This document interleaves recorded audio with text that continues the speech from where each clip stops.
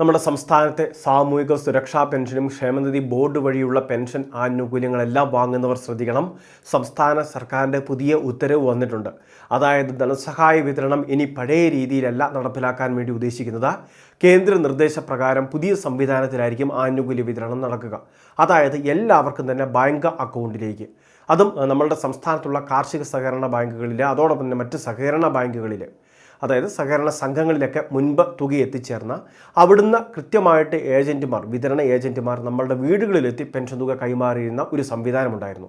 Direct home എന്ന് പറയുന്ന ഒരു സംവിധാനം. ആ സംവിധാനം അപ്പാടെ നിർത്തലാക്കുന്നതിന് വേണ്ടിയുള്ള പ്രധാന നിർദ്ദേശം വന്നിരിക്കുകയാണ്. നിലവിൽ പൂർണ്ണമായിട്ട് ഒഴിവാക്കുകയല്ല ചെയ്യുന്നത്. കിടപ്പ് രോഗികളായിട്ടുള്ള വ്യക്തികളെ നിലവിൽ പരിഗണിച്ച് അവർക്ക് ഇളവുകൾ നൽകി ബാക്കിയുള്ള എല്ലാവർക്കും തന്നെ, എല്ലാ പെൻഷൻ ഗുണഭോക്താക്കൾക്കും ബാങ്ക് അക്കൗണ്ടിലേക്കായിരിക്കും ധനസഹായം കൈമാറുക. അപ്പോൾ ഇത് ഉടനടി തന്നെ നടപ്പിലാക്കാൻ സാധ്യതയുണ്ട്. ഓണക്കാലത്ത് അതിൻ്റെ ബുദ്ധിമുട്ടുകൾ ഉണ്ടാവില്ല. അതിനുശേഷമൊക്കെ ആയിരിക്കും ഇത്തരത്തിൽ നടപടികൾ സർക്കാരിൻ്റെ ഭാഗത്തുനിന്ന് ആരംഭിക്കുക. അപ്പോൾ തീർച്ചയായിട്ടും ഈ കാര്യങ്ങൾ നിങ്ങൾ അറിയാതെ പോകരുത്.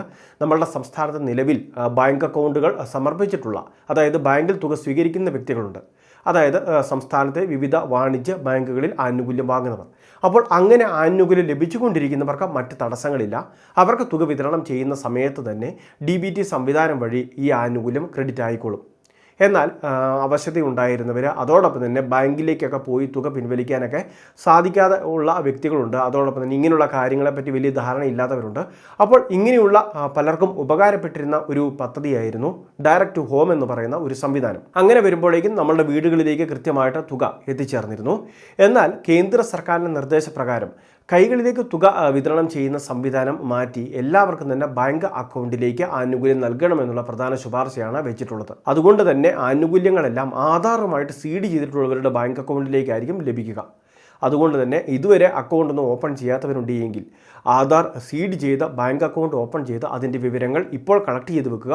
പിന്നീട് സർക്കാർ അല്ലെങ്കിൽ നമ്മുടെ പഞ്ചായത്ത് ആവശ്യപ്പെടുന്ന സമയത്ത് അത് കൃത്യമായിട്ട് ഏൽപ്പിക്കുകയും ചെയ്യേണ്ടതാണ്. അപ്പോൾ ഇതിനെ അനുകൂലിച്ചും പ്രതികൂലിച്ചും ഇപ്പോൾ വിവിധ മേഖലകളിൽ നിന്ന് കാര്യങ്ങൾ പറയുന്നുണ്ട്, അല്ലെങ്കിൽ പ്രതിഷേധങ്ങൾ ഉയരുന്നുണ്ട്. അതോടൊപ്പം തന്നെ അനുകൂലിക്കുന്നവരുമുണ്ട്. അപ്പോൾ ഏതായാലും സംസ്ഥാന സർക്കാർ ഈ നിർദ്ദേശം നടപ്പിലാക്കുന്നതിന് വേണ്ടിയുള്ള ക്രമീകരണങ്ങളുമായിട്ടാണ് മുൻപോട്ട് പോവുക. അപ്പോൾ നമ്മളുടെ സംസ്ഥാനത്ത് ഇതിനെ സംബന്ധിച്ച് വളരെ വൈകാതെ തന്നെ വിശദമായിട്ടുള്ള അറിയിപ്പുകൾ വരും. അപ്പോൾ ഈ കാര്യങ്ങൾ തീർച്ചയായിട്ടും നിങ്ങൾ ഇപ്പോൾ ശ്രദ്ധിച്ചിരിക്കുക. അതുമാത്രമല്ല, സർക്കാരിൻ്റെ ഭാഗത്തുനിന്ന് അല്ലെങ്കിൽ നമ്മുടെ വാർഡ് മെമ്പർമാർ, കൗൺസിലർമാരെല്ലാം വളരെ വൈകാതെ നമ്മൾ ഈ കാര്യങ്ങൾ അറിയിക്കും. ആ സമയത്ത് നമ്മൾ കൃത്യമായിട്ട് ബാങ്ക് അക്കൗണ്ട് വിശദാംശങ്ങൾ ഏൽപ്പിച്ചാൽ മതിയാകും. ഇപ്പോൾ ധൃതി പിടിച്ച് നമ്മളുടെ ഭാഗത്തുനിന്ന് ഒന്നും ചെയ്യാനില്ല. സർക്കാർ ഘട്ടം ഘട്ടമായിട്ടായിരിക്കും ഇത് നടപ്പിലാവുക. ഇനി ഇതിൽ ഇളവുകളുണ്ടാകും. തീരെ കിടപ്പ് രോഗികളൊക്കെ ആയിട്ടുള്ളവർക്ക് ഈ തുക കൈകാര്യം ചെയ്യുന്നതിൽ ബുദ്ധിമുട്ടുകളുണ്ടാകും. അതുകൊണ്ട് തന്നെ അങ്ങനെയുള്ളവർക്ക് ഇളവുകളുണ്ടാകും. അപ്പോൾ ഈ കാര്യങ്ങൾ കൂടി തീർച്ചയായിട്ടും ശ്രദ്ധിക്കുക. ഇനി അത് മാത്രമല്ല, ഇത്തരം പദ്ധതികൾ നിർത്തലാക്കുമ്പോൾ സഹകരണ ബാങ്കിൽ നിന്നുള്ള ജീവനക്കാർക്ക് മുൻപ് ഇൻസെൻറ്റീവുകളൊക്കെ ലഭിച്ചിരുന്നു. അങ്ങനെയുള്ള പല കാര്യങ്ങൾ ഇതിലൂടെ കുറവ് വരുത്തുന്നതിനൊക്കെ സാധിക്കുന്നതുമായിരിക്കും. ഇതിൽ ഒരുപാട് നേട്ടവുമുണ്ട്, അതോടൊപ്പം തന്നെ ചിലപ്പോൾ കോട്ടവും ഉണ്ടാകാം. അപ്പോൾ ഇതെല്ലാം തന്നെ കൃത്യമായിട്ട് പരിഗണിച്ചൊക്കെ ആയിരിക്കും സംസ്ഥാന സർക്കാരിൻ്റെ അന്തിമ ഉത്തരവുകളും മറ്റ് തുടർ നടപടികളും വരിക. പെൻഷൻ ഗുണഭോക്താക്കളെല്ലാം ഈ കാര്യങ്ങൾ ശ്രദ്ധിക്കുക.